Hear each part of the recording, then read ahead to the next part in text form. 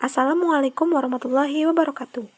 Kami dari kelompok 6 akan mempresentasikan hasil dari diskusi kami mengenai studi kelayakan bisnis pada usaha yang akan kami buat, yaitu Fun Meal atau Fresh Fruit and Meal. Sebelum itu, izinkan kami untuk memperkenalkan anggota kami terlebih dahulu.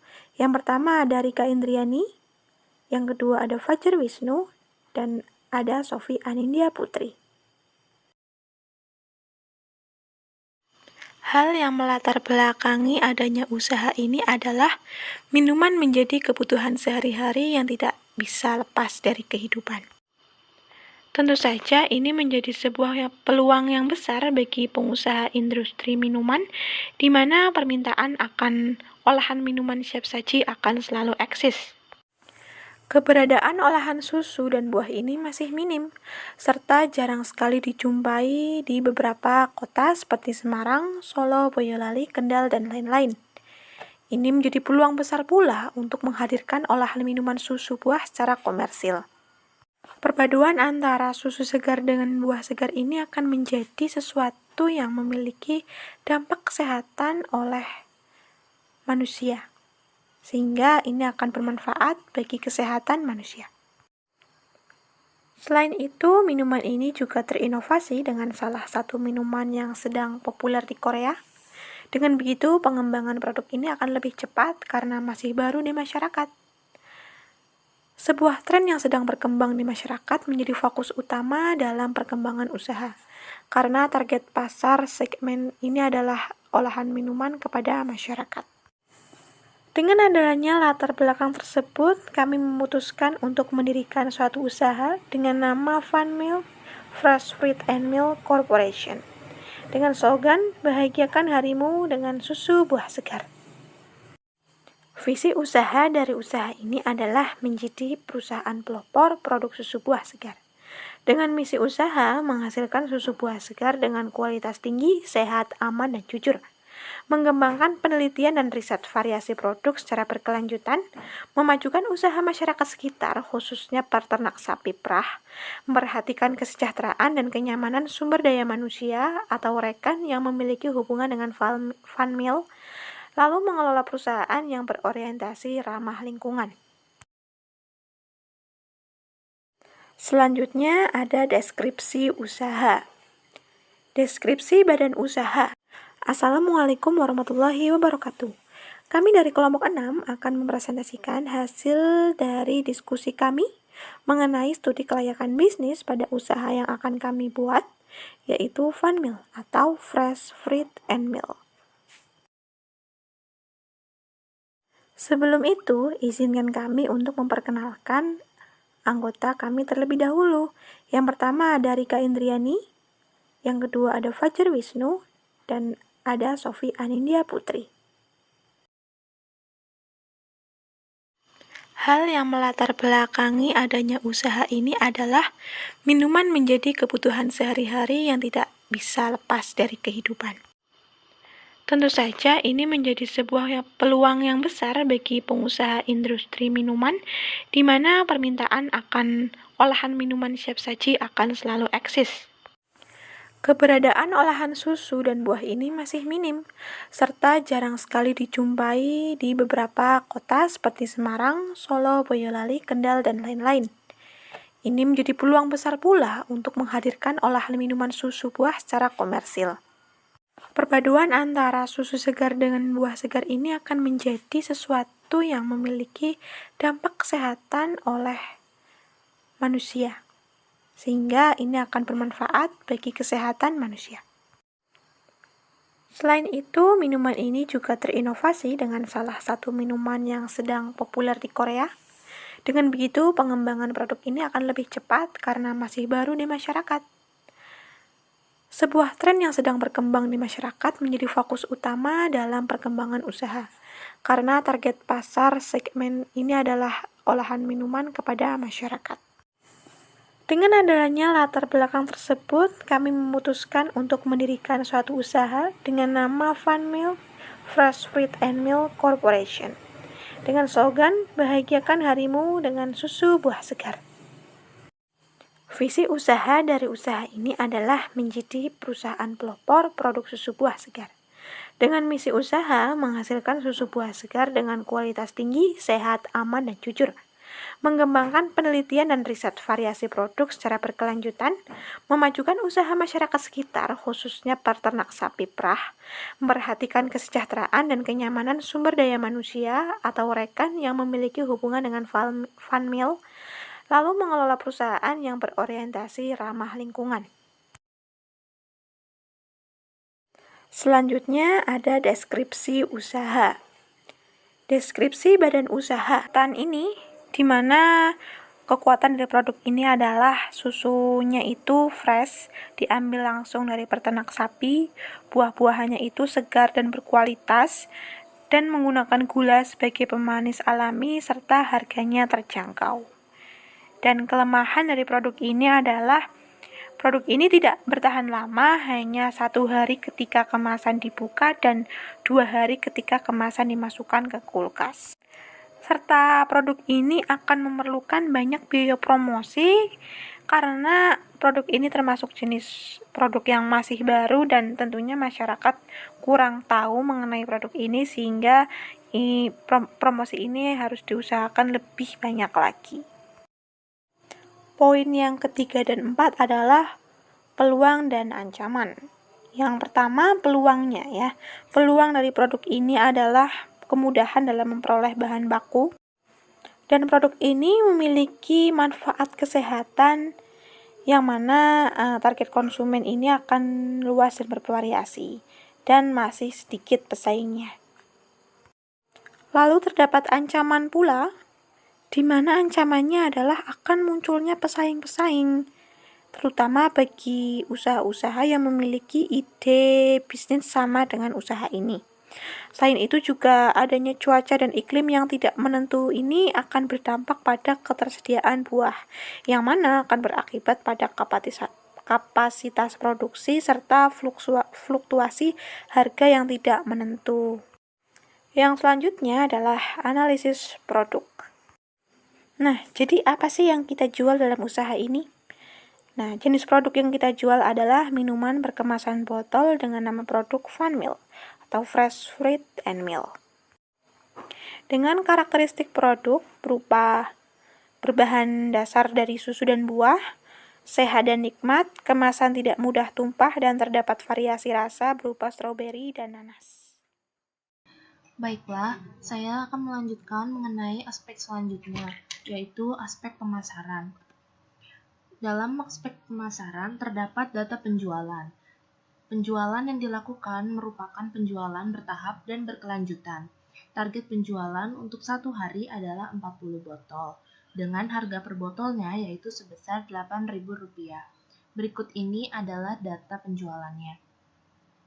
Target penjualan minimal adalah 40 unit per hari. Pada bulan 1 dan 2, diasumsikan produk terjual 40 unit. Pada bulan ketiga dan 4, berspekulasi penjualan produk naik menjadi 45 unit. Kemudian pada bulan kelima dan 6, kembali berspekulasi bahwa penjualan produk akan naik menjadi 50 unit, di mana 1 bulan terdiri dari 30 hari, dan kenaikan penjualan setiap 2 bulan. Selanjutnya, mengenai deskripsi konsumen dan saluran distribusi. Deskripsi konsumen, dalam pembuatan produk ini, kami mengambil konsumen yang berupa semua kalangan, baik itu laki-laki maupun perempuan, mulai dari anak-anak, remaja, dewasa, dan orang tua. Semua dapat menikmati rasa dan manfaat dari Funmill. Dengan harga yang terjangkau, Funmill menargetkan masyarakat tanpa melihat golongan. Mulai dari masyarakat menengah ke bawah maupun menengah ke atas dapat mengkonsumsi minuman ini.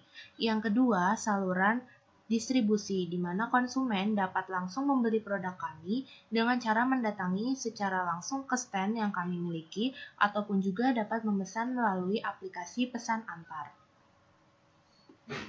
Selanjutnya yaitu mengenai strategi pemasaran.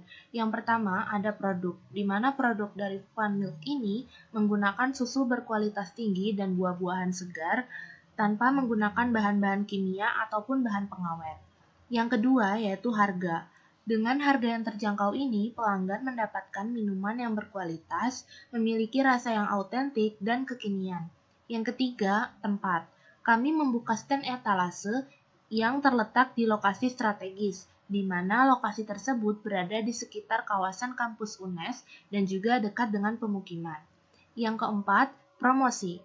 Platform media sosial, brosur, dan pamflet, serta bekerja sama dengan warung makan maupun kafe sekitar Semarang Kota, serta menggunakan aplikasi pesan antar sebagai media promosi dari Fun Milk ini.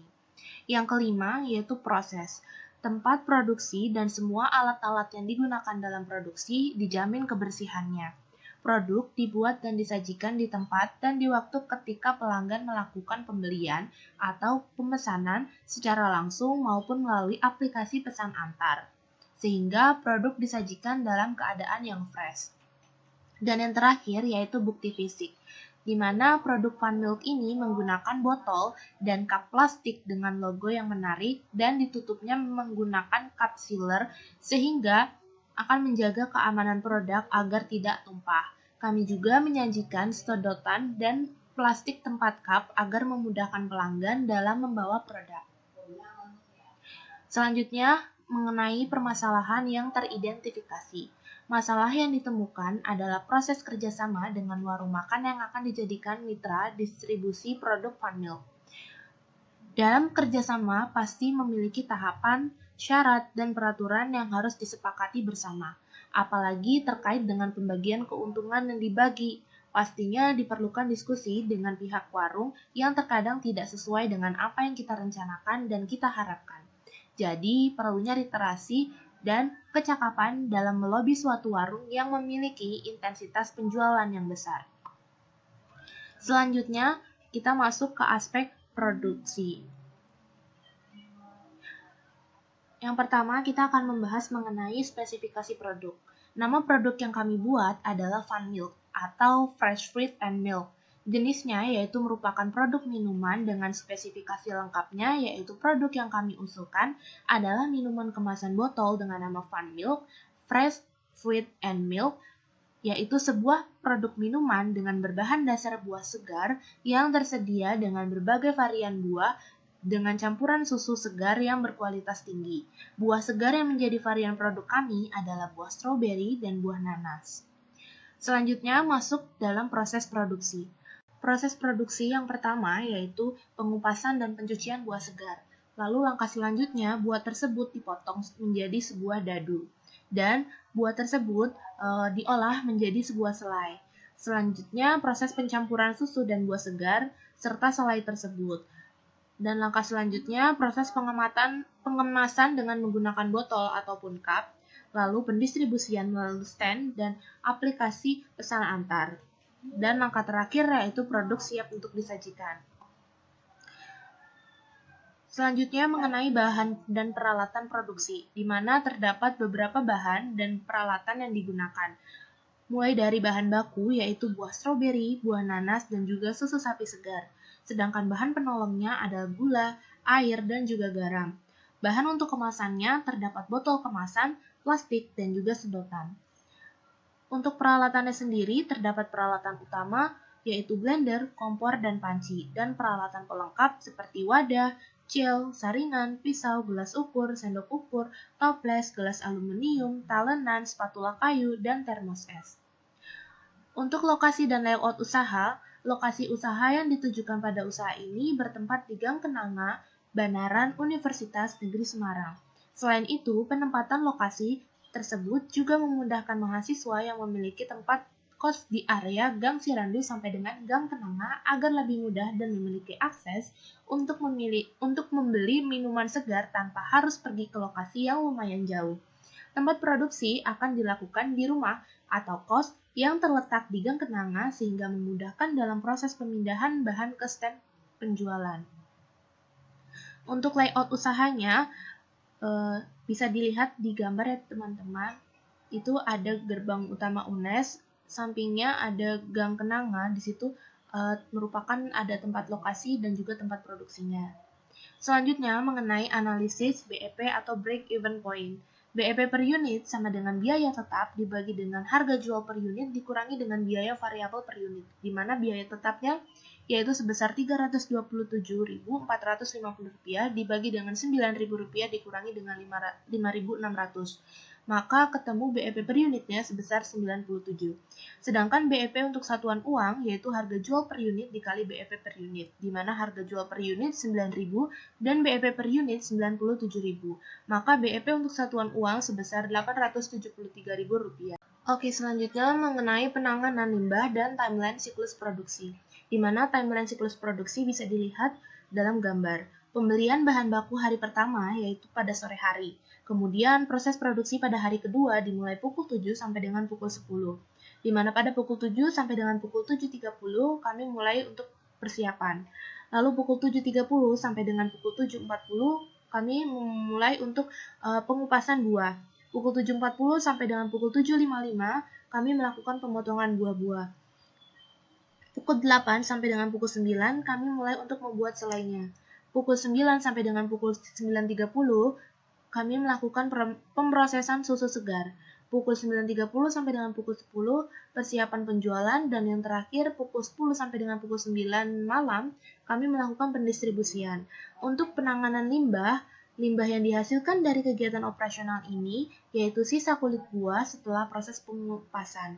Karena limbah yang dihasilkan ini merupakan limbah organik, maka akan dan terurai dengan sendirinya dan akan menjadikan tanah sekitar akan menjadi subur. Baik, pada kesempatan kali ini saya akan menjelaskan terkait dengan aspek keuangan dari usaha Funmilk ini.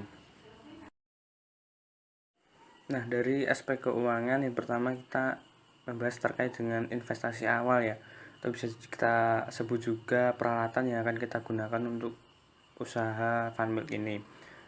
Bisa dilihat sendiri ya, di sini ada 25 item yang harus kita penuhi agar keberlanjutan usaha itu tetap berjalan dan mempermudah dan melancarkan proses produksi. Dan di sini total harganya adalah Rp2.161.000. Ini adalah total investasi awal kita yang berupa peralatan gunakan untuk menunjang kegiatan kita, usaha kita. Kemudian yang selanjutnya ada biaya untuk memproduksi 40 botol per hari, karena kita memang targetnya minimal 40 botol terjual per hari, jadi kita hitung per 40 botol per hari. Kemudian di sini ada biaya bahan baku, bisa dilihat sendiri ya. Seperti itu kita sudah menghitung secara komprehensif, secara dengan penuh pertimbangan ya, dan kita cek juga segala harga-harga pasarnya juga. Kemudian di sini ada biaya bahan penolong, ada biaya kemasan, biaya overhead, dan total biayanya tertera 224. Dengan total 224 kita dapat menghasilkan 40 botol per hari. Kayak gitu. Lanjut ya. Nah, berikutnya total kebutuhan investasi dan modal kerja. Di sini ada tiga unsur yang kita tambahkan. Yang pertama ada investasi awal, modal kerja, dan biaya sewa. Ya, sebelumnya kita sudah membahas investasi awal dan modal kerja ya. Totalnya yang investasi awal Rp2.161.000 dan modal kerja Rp224.000 untuk 40 botol per harinya. Kemudian selanjutnya ditambahkan dengan biaya sewa sebesar Rp200.000. Biaya ini sewa per bulan ya, nyewa gerobak. Kemudian totalnya Rp2.585.000. Nah, sumber dana usaha kita ini bermodal dari 3 orang, yaitu yang dari kelompok kami ada Mbak Rika, saya Fajar Wisnu, dan Sofi. Nah, sesuai dengan perhitungan di atas, jadi setiap anggota itu menyetorkan modal sebesar 861.666 atau kita bulatkan aja Rp862.000 untuk investasi awal atau modal awal kita untuk membangun usaha Funmilk ini. Seperti itu. Baik, yang selanjutnya ada deskripsi laporan keuangan. Di sini yang pertama ada penentuan HPP dulu ya. Di sini tadi sudah biaya-biaya kita bagi 40 untuk mendapatkan biaya per cup ya. Untuk bahan baku, bahan penolong bisa dilihat sendiri sebesar seperti itu. Kemudian total biaya HPP per cup kita dapatkan Rp4.900. Kemudian HPP tersebut per cup kita kalikan per bulan kita sehari 40 kali 30 jadi 1200 cup per bulan. Jadi totalnya sebesar HPP 5.883.600. Itu HPP-nya per bulan. Kemudian untuk neracanya bisa dilihat sendiri ya. Kas sebesar 2.585. Kemudian setoran modal kita bertiga, jadi totalnya sama debit kredit sebesar 2 jutaan itu. Kemudian untuk rencana laporan laba rugi bulan pertama bisa dilihat juga ya. Ada pendapatan laba APP dan laba kotornya. Ini per bulan ya. Per bulan pertama Januari lah atau bulan yang lainnya ketika kita mulai mengoperasikan berusaha atau bisnis. Nah, di sini ada biaya-biayanya dikurangkan jadi mendapat IBT-nya 4.441.400. Seperti itu ya.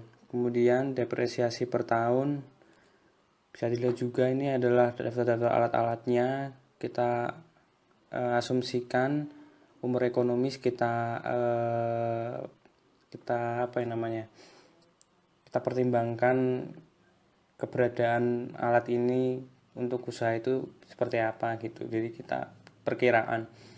Kemudian kita dapat totalnya untuk harga perolehan sebesar Rp1.137.000 dan depresinya itu per tahun dapat 648.670 rupiah harusnya.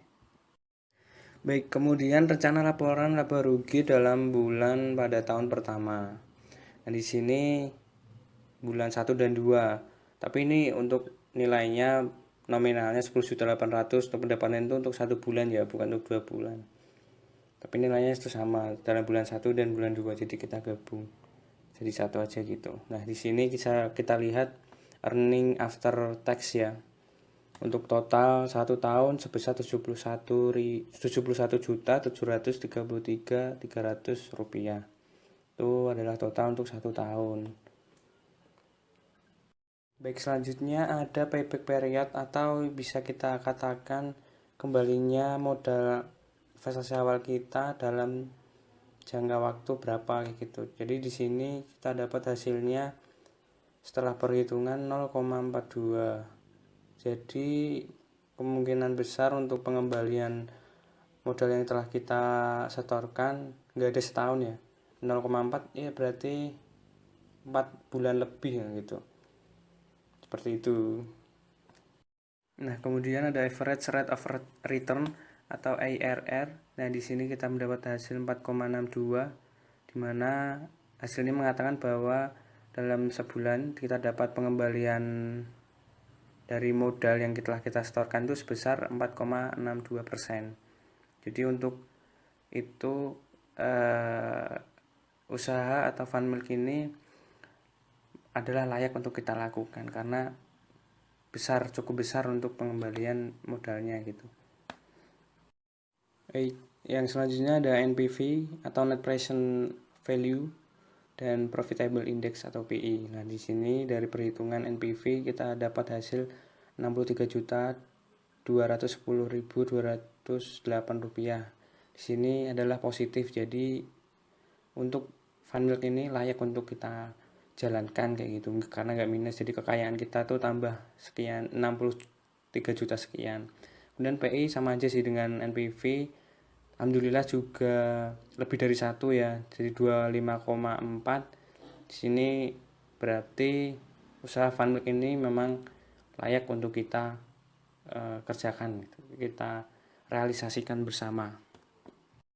Oke, kemudian ada aspek sosial dan ekonomi. Nah, bagaimana sih aspek sosial dan ekonomi dari usaha Funmilk ini? Oke, cekidot kita. Let's go.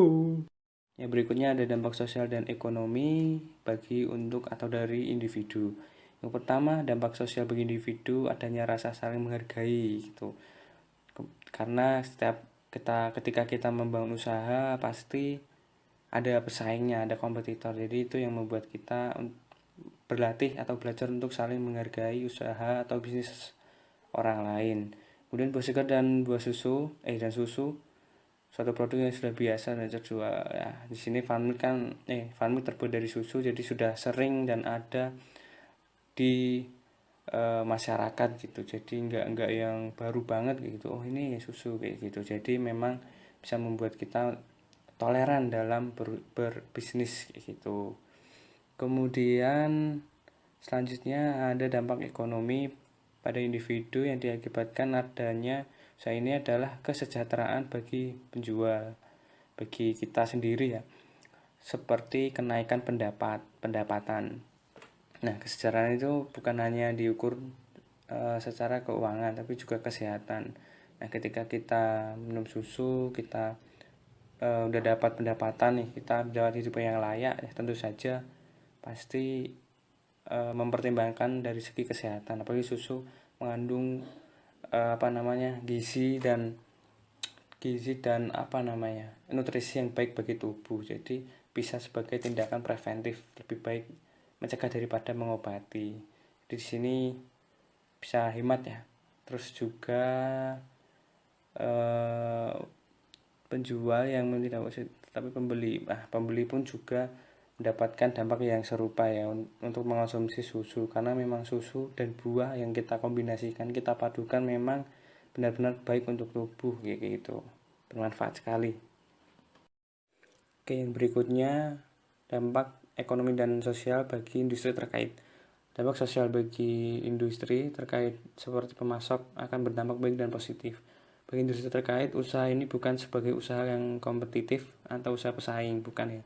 Tapi melainkan menjadi usaha pendukung, dan secara tidak langsung keberhasilan usaha ini nanti akan menjadi keberhasilan pula untuk industri terkait. Jadi ketika memang usaha kita berjalan dengan lancar, kita akan memasok terus susu dari pemasok ataupun buah ataupun yang lainnya, bahan-bahan pembantu lain. Jadi nanti untuk industri terkait pasti juga akan ikut terbantu. Kemudian untuk dampak ekonominya, berlangsungan usaha ini akan berdampak pada pemasok juga, yaitu khususnya untuk peternak sapi serta petani buah ya. Semakin berkembang dan semakin banyak produksi, farm milk perharinya akan mengakibatkan semakin meningkat penjualan, dan pendapatan pemasok pun pasti juga akan meningkat karena kita memang harus selalu membeli stok dari pemasok ya. Jadi memang mutualisme ya, saling menguntungkan kayak gitu. Kemudian yang berikutnya ada dampak ekonomi dan sosial bagi masyarakat luas. Untuk dampak sosial bagi masyarakat luar sendiri adalah dapat menjadikan masyarakat termotivasi tentang penggunaan secara optimal dari sumber daya alam yang ada.